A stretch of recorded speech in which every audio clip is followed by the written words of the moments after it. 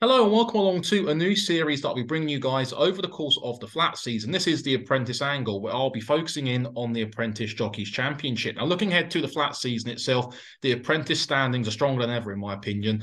There's around about 6 or 7 genuine title contenders, and in this very first episode of my new show, I'll be bringing you my 9 to watch, my 9 young jockeys to watch over the course of this turf season, the title contenders themselves, and also right at the very end of this episode, I'll be giving you my title prediction and which young jockey I think can go on to win the Apprentice Jockeys Championship on Champions Day in October. So to kick things off, we'll be starting off by looking at the title contenders themselves and starting off with Benoit de la Sayette, last year's champion apprentice. He finished off the season in 2022 season with 61 winners, winning the title. And the battle between him and Harry Davis over the course of the summer was a fantastic joy to watch. To see two young jockeys going at it, nip and tuck over the course of the summer, it was a really enjoyable watch, as I said before. Two top talents who are going to definitely go on to achieve bigger and better things once they've both ridden their claims out. Benoit spent a large part of this winter down in Australia riding track work and also getting a few valuable rides down in Australia too, alongside top apprentice jockey in Ireland, Jamie Powell. So he's quite a good young jockey going down there in the winter to learn from too. But Benoit comes into this season off the back of his first Group 1 ride at the back end of last year too. So he had a very, very good second season riding, really. And it was his first full season. But he comes into this new campaign looking to try and emulate Kieran Fallon Jr. by going back-to-back and winning 2 consecutive Apprentice Jockeys Championships, which can be done. It looks realistic for Benoit this season. And I expect John Gosden to be pushing him hard this season and Agent Paul Clark too.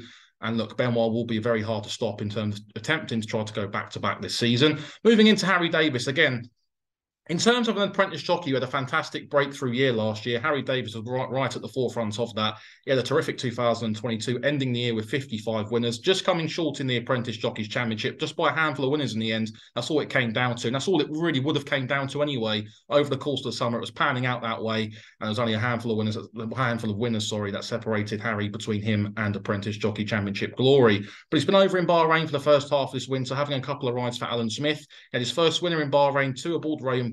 However, international winners do count towards a reduction of his claim. So he only had a handful of rides out in Bahrain. It was more of a working holiday rather than going out there trying to win as many races as he possibly could. But he's back now, back with a bang. 2 rides in England, back at Chelmsford over the course of last week and yesterday as well at the time of recording. And 2 winners for Charlie Appleby and Godolphin. Charlie himself's been a very big supporter of Harry Davis. And it's not hard to see why, to be honest. Harry Davis is, in terms of a young jockey, he looks well advanced in his years, a fantastic young rider, very strong in the finish too, and very rarely used his stick. He's very much a hands and heels jockey, which goes to show his core strength's very good, and the whip's always been the last resort for him, which again just goes to show how well educated he is and how much of a good jockey he is. Former champion pony rider too, and we'll touch upon a few other lads who've come through those pony racing ranks and how good of a job the pony racing sphere has done in terms of developing young jockeys before they go on to bigger and better things in the racing world. I expect Harry to have a fantastic year again this season. I think he'll have his first group winner as well over the course of the summer. That looks inevitable now. He came very close to achieving that when finishing a very close second. I think it was Lady Ursula at Newmarket on the July course for Charlie Fellows that day as well. So he came close to winning his first group race. I think that's going to happen this year as well. He's currently the market leader for the Apprentice Jockeys Championship. I think around 6-4 or 5-4, I think it was at the last time I checked that. Look, I think Harry's the one to beat this season, coming back this year, possibly with a point to prove.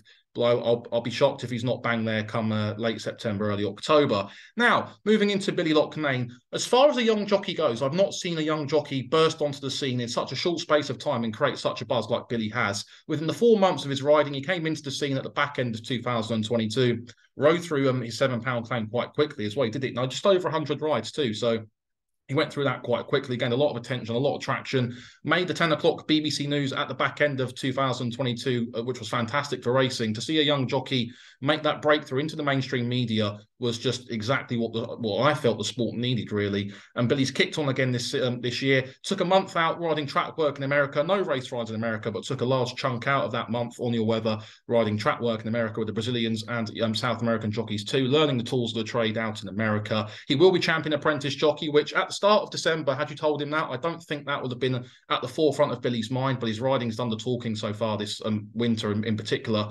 And a realistic bid at trying to become the first, I think he must be the first jockey who could realistically become, or at least win the all-weather Apprentice Jockeys Championship before going on to win the actual Apprentice Jockeys Championship on the turf in the summer. I don't think any jockeys achieved that so far. I could be wrong, but I don't think any jockeys achieved that. Billy's got a fantastic chance, in my opinion, of winning the Apprentice Jockeys Championship on turf this season. Could be one to watch right at the start of this year in the early handicaps. Most notably, like Benoit did last year, winning the Victoria Cup with his, at the time, his £7 claim, I think it was. I expect Billy, with his £5 claim, to get on some nice horses for the early handicaps. As we mentioned before, the Victoria Cup, and even going into Royal Ascot too, the Hunt Cup, the Balmoral on Champions Day too, the Buckingham Palace at Ascot, the Wolferton. There's plenty of good handicaps over the course of the summer, which I think Billy's claim, will be seen to good effect with. And his first winner back earlier this week, at the time of recording, a Bald Zealot for Mick Appleby and the Horse Watchers Syndicate as well, which was great to see Billy come back with a winner on his birthday too. The only slight concern you'd have with Billy is, by the time he's 18 next year, he's just turned 17 this week, he could well end up being a fully fledged professional by the time he's 18, which is a slight concern, of course. But I've got no doubt about it that Billy's talent will help him through that period after his jockey rides out his claim. And I think Billy will go on to have a very good 2023 on the turf. Now, a young jockey who's recently moved stables is Aiden Key. He's come from Gary Moore's up to Roger Varian in Newmarket now. Roger moved quickly to snap him up, and it's easy to see why. Aiden had a very good season last season in 2022. He rounded off the 2022 flat season with 23 winners, winning the Cambridgeshire Aboard Majestic for Mick Shannon, a 25-1 shot, a really good ride, coming up the stand side rail to deliver that horse right on top of the winning post, and a fantastic day for Aiden that day as well. His grandson, of course, too, former top jockey Brian Rowe, so he's got a fantastic mentor in his granddad Brian too, as well as his jockey coach and current stable Roger Varian. There's such a great pool of jockeys who ride for Roger at the moment. You think of David Egan, Andrea Razzini, both in and around the yard at the moment, and Aiden's going to be learning from both of them too over the course of the season, which you can't really knock that. I expect Aiden to be bang there this season in terms of being a serious title contender. He rode out in the Ribot Cup in Italy just last weekend, actually, in Pisa. Had one winner too, which was fantastic for him. He won the second race, and Irish apprentice jockey Jamie Powell bookended the card. Bookended the three races, by winning the first race and the last race, and Aiden won the second race in between those. I expect Aiden to ride out his £5 claim. He'll go down to £3, probably the middle of the season, I expect anyway. But Aiden's a serious contender. If he's not there come late September, I'll be very shocked. I think Roger Varian's going to be pushing him hard, giving him lots of chances, and I expect Aiden to have a very good 2023 as well. And finally, for my title contenders, we move into the North's main contender in the form of Mark Gwynn in a fantastic 2022, a breakthrough year for him with 25 winners. The £7 claim was ridden out, and he's kicked on in 2023 so far with 8 winners to his name. So again, he's kicked off the new year in very good fashion. David O'Mara has been good to Mark over the course of last summer and creeping into the winter with lots of opportunities, lots of good winners at York as well over the course of the summer. I expect Mark to be the North's main contender in terms of getting on some nice horses. I think Mark will be the guy to do that in the North. And I think he could be the realistic one who could at least try and make a fist of it in terms of trying to compete with the lads down south. It's always a little bit harder, for whatever reason, I don't know. It's always a little bit harder for the lads based up north to actually go down south and try and get some more winners too. But Mark will be definitely getting the pick of the rides up north. Ryan Sexton too should have a good year. Got to the half century, the back end of 2022 with 50 winners. Was unlucky really to finish third in the title last year, and was perhaps the only jockey really up north who actually made an effort to try and catch the two lads down south. He was a handful or a few winners behind in the end in the final standings, but he gave it a good go. He's one to watch too, claiming the £3. Now, moving into my ones to watch, I've given 10 jockeys to watch this season. Well, I've done it in a very different way than most people would probably expect. I've split them into sections. We've gone Newmarket, the North, Lambourn and the surrounding area too, and also I've given you a stable of apprentice jockeys to follow as well. So we'll kick things off with the stable. Now, if you want a stable of young jockeys to follow over the course of the summer, look no further than the Richard Hannon stable. He's got an absolute fantastic pool of talent in there at the moment, and I expect all 3 lads, who I will talk about very briefly, to kick on this year and have very successful 2023s. So the first young lad we're going to speak about is Alec Wojkanski. Come onto the scene last year and had nine winners in 2022. So it's his first full year riding on the flat, and a very good year too. Had his first Royal Ascot ride aboard Mum's Tipple on Gold Cup Day at Royal Ascot too, which for a young jockey, a £7 claimer, to get a call up in the big handicap at Royal Ascot, just is testament to Alec's talent and testament to the faith shown by Richard to put Alec up too. Mum's Tipple was formerly a very useful horse, so a very good ride to pick up that day as well. He started off the new year very well, 6 winners in 2023 so far, most recently with Ower Starlight at Kempton during the week, a good winner for him. He also built up a very good connection with Midland Park's Rattling for Rich Tannon, his boss too, had a couple of nice wins aboard him, and also had a nice couple of rides for Gay Kellaway and a couple of winners too. I expect Alec to ride out his £7 claim. He's currently on the cusp of riding out that £7 claim now too, so he should hopefully kick on this season. I think he's Richard's main apprentice in terms of getting on the main bulk of horses for Richard in terms of as an apprentice. Alec will be doing the most of that, and I expect Alec to be have a productive year and hopefully get on a nice couple of horses in the big handicaps and ride a nice couple of winners over the course of the summer. Now moving into a young lad who came onto the scene at the start of this year in 2023, it's Joe Levy, former pony racer. He's come through that pony racing sphere, as we mentioned before, with Billy Loughnane and also Harry Davis too.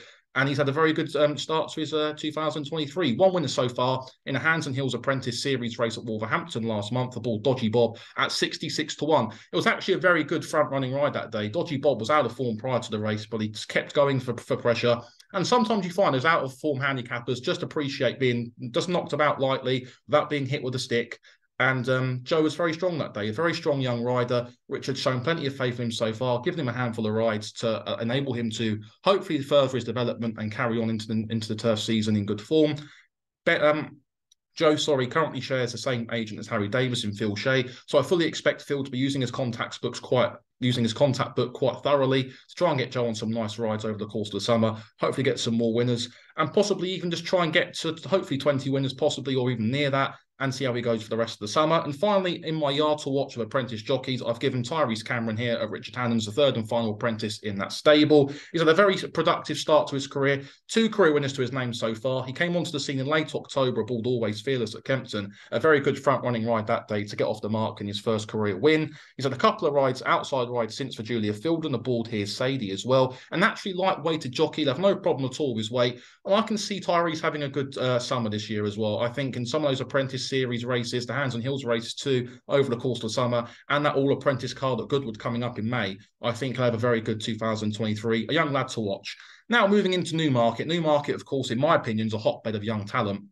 We've got several good young jockeys coming through. I've given 4 here, actually. I was going to start with 3, but I've given 4. So I'll kick things off with Connor Planas, who had a very good in 2022, a very good year. On the cusp of riding out his £7 claim for Tom Clover. That's who he's attached to. Before going out into Dubai for the winter season, having a couple of winners at a couple of rides at Meydan. And I think he had the winner at Jebel Ali too, which was fantastic for Connor. Again, international winners do count towards his claim, so he come back probably claiming £5 rather than 7, which he left upon at the back end of last season. But Connor himself, a great young talent. George Bowie picked him up and used him quite a lot towards the back end of last season and on Spangled Mac in Dubai over the winter too. So he should have a very, very good 2023. An outside chance for the title, in my opinion, too. Not one mentioned in my title contenders, but one who I think can go on to possibly have a good outside chance of at least latching on to the title pace setters over the course of the summer. Now, moving into a young lad who's a very good talent, in my opinion, Liam Wright. He came onto my radar around this time last year when he won on the Chestnut Gelding Leo Keane for his boss, Darryl Holland. And he actually won during the week aboard Leo Keane again. And the pair teamed up to record the Chestnut Gelding's 10th career success at the start of the week at the current time of recording at Lingfield. Now, Liam last year, 2022, was more of a development year for Liam. It was a case of just learning the tracks, learning the trade before hopefully kicking on this year in 2023 and having a very good year. Agent Anna Wallace and Darryl will both be pushing Liam this season, and I expect Liam to have a very good year. If you're looking for a young jockey to possibly watch who I think can get a nice run of winners together in the early part of the season, look no further than Liam. He's definitely one of my ones to watch, and I expect him to have a very good 2023. Now moving into a young lad who he's only had a handful of rides so far, but in those handful of rides, I've been seriously impressed with the talent he showed. It's young Tommy Jakes, based now with Jane Chapel-Hyam, currently only 16 years old. And when you look at the way he rides, you'd find it hard to believe that he's only 16. He rides well above his age and rode Susie's Connoisseur to great success at Lingfield during the week for his first winner in an Apprentice Jockeys series race. Did pick up a minor ban for careless riding, but he'll pick up and learn along the way, so there's no problem at all with that. Naturally light jockey, only 7 stone as well, so they have no problems at all with his weight. A former cricketer, played cricket a lot as a kid before going into race riding and becoming an apprentice jockey. And Tommy also had a very nice ride at the start of the winter aboard First Officer in an apprentice, in a handicap, on your weather at Southall. And First Officer himself was a horse who I quite liked for the November handicap at the back end of last season. So he's definitely a young lad to watch. And his post-race interview after the race at Lingfield was fantastic to see. He's got such an appetite for the game, such enthusiasm for the game too. And I expect Tommy, look, if you're looking for a young lad who's only had a handful of winners alongside Liam Wright, two lads there, I think, can definitely have a good start to the season. And hopefully in those Apprentice Series races, most notably the Hands and Heels ones too, I think Tommy could have a very good start to the year. And finally, my last one in Newmarket is Christian Howarth. Last year, 2022 for Christian was a breakthrough year. 31 winners last year, rode out £7 claim, on the cusp of losing his £5 claim now too. Was with Marco Botti, moved into the Henry Spiller yard. Henry had a good winter so far, productive winter, lots of chances for Christian Howarth, and he actually had a big price winner, of around about 50-1 at Chelmsford in the first half of the winter for Henry as well. So it was a very good start to the winter for Christian. He spent the second half of the winter down in Australia and also rode in last weekend's Ribbo Cup alongside Aiden Key and Billy Loughnane as well. So he got the call up to go to Italy, a fantastic experience for him. And I expect him with his £5 claim to just carry on where he left off, really. He's a very nice, tidy young rider, and I expect him to be very productive over the course of the summer. And finally, now we move into the north. Kicking things off with young Sam Field and claiming the £7. Sam had a very good year last year, I felt. Had his first ITV winner in the Sunday series aboard Silky Wilkie. And Silky Wilkie himself has been a very good horse to Sam. I think they've won 3 races now together over the course of this all-weather season and going back to the summer as well in that Sunday series race at Haydock. And Sam himself was seen to good effect aboard Silky Wilkie last month when the pair won very comfortably in the end. But you have to give large credit to Sam for that front-running ride that night at Kempton. The awareness shown to kick off the bends and skip a couple of lengths clear and keep the horse up to his work with minimal stick use was fantastic to see. And also Sam himself is on the cusp of winning the Hands and Heels series over the course of the winter too, which is great for him. And he won that, basically wrapped that series up by winning aboard a horse who's a bit of a monkey in my boy Jack. He's hard to win with. So was still a maiden at the time of that Apprentice Series race, but Sam showed great awareness kicking off the home bend that day, and it just helped him get home. It was a race-winning move that day on a difficult horse, and I think Sam should have a very good year this year. Carl is not scared to give Sam plenty of chances, and I expect Sam to hopefully kick on this year. It'd be great to see him ride out his £7 claim, go down to the £5, and hopefully just tip away throughout the rest of the summer. Now, moving into another lad who's done very well over the course of the winter and last season is Johnny P. Now claiming £5, was with Mark Johnston, now with Roger Fell. He had 19 winners last season in 2022. A very good productive year for Johnny, and kicked off this year in good style so far with 6 winners. Seems good effect aboard Comedian Leader in particular for Gay Kellaway, and Gay herself's a fantastic trainer in terms of giving apprentice jockeys a chance. Gay's always been very good at doing that. She's never shy to put a young lad up, and Johnny was seen to good effect on Comedian Leader for her. He used to have a very good year this year, I expect. Roger's got plenty of good ammunition to go forward to in the turf season, and I expect Johnny to just carry on that upward trajectory and keep going. And finally, my final one to follow in the north is young Aidan Brooks, based with Mickey Hammond, now claiming the £5, and a very good breakthrough year last year in 2022 with 23 winners, and got off the mark this season on the all-weather at start of 2023 aboard Global Wonder for John and Susie Best. So Aiden himself, a very good young, strong jockey, capable as well. I was at Chepstow and he had the winner late June. I can't remember the horse's name now, but it came down from the north and he gave the horse a very good attacking, held-up ride. And I expect Aiden to carry on and hopefully get plenty more chances in the north and keep tipping away throughout the course of the season too. So finally, what I've done here is I've given you 3 jockeys from the Lambourn and the surrounding area too. So we kick things off with young Taylor Fisher, based with Archie Watson. Now, Taylor, it was a slow-burning start to his career, but once he got that first successful gliding bay for Ishmael Mohammed, he didn't look back, and it was a very good end to the season. He sort of really picked up in the late summer, early autumn, and finished off the season in the end with 22 winners. It was a very good breakthrough period for young Taylor. Took over 30 rides to ride that first winner, but as I said before, once he got that first winner, everything just seemed to fall into place for him. And he's a very good young front-running jockey, actually. If you're looking for a young jockey on a front runner, Taylor's always been good at just allowing a horse to find his rhythm in a race, and he's very good, and in my opinion, one of the best apprentice jockeys around from the front. He very rarely gets the fractions wrong, and has been seen to good effect several times over the course of this winter and back in the last season, riding from the front too. He's had 5 winners so far over the course of the all-weather season, and currently shares the same agent as Benoit de la Sayette in Paul Clark. Paul knows how to make a champion in Benoit, and I expect Paul to be using that contacts book quite thoroughly to get Taylor on some nice horses. And again, similar to Conor Planus, I expect Taylor to be an outside bet for the title. I can see him definitely being up there this season with the pace setters like Benoit, like Harry, and I think Taylor's an outside bet to have a very good 2023, a very good young rider. Speaks very well too, very intelligent young man, and I wish him all the best for the current turf season. Moving ahead, looking at George Bass now. He's now based with Jack Shannon. Jack's taken over the training reins from Mick, who retired at the back end of 2022. 23 winners last season for George. Rode out his £5 claim. A very productive, good season for him. Just the one winner so far in 2022, but I can imagine that claim's just being held back for the turf season without having a high volume of rides, just getting back into the swing of it over the course of the winter and kicking on into the turf. He's recently signed up to agent Ross Burkett, and Ross himself made a very good name for himself by representing good young jockeys like Freddie Larson and, of course, Rose Dawes too. So George has got a fantastic agent there, and I expect Ross to be pushing George all the way over the course of the season. And finally, my final jockey to watch out of the whole 10 I've given you so far is young Mohamed Tabti, based with Paul and Oliver Cole. Mohamed had a very good 2022, actually. He had 9 winners last season, bettered that by 3 compared to 6 in 2021. Had a couple of nice big successes too, pulled many a star at Ascot and also Physique at Newmarket. And I think Physique's a horse to watch this season when Mohamed's riding him, because they both go on quite well. But Mohamed as well got a very good tune out of many a star at Ascot that day as well, early May. A big success for Mohamed. And I expect him to kick on this season. He's not far now off riding out at £7 claim. Only, I think, 2 or 3 winners off riding out at £7 claim now. And I expect him to, once that claim's gone down to £5, it'll help with his weight a little bit more.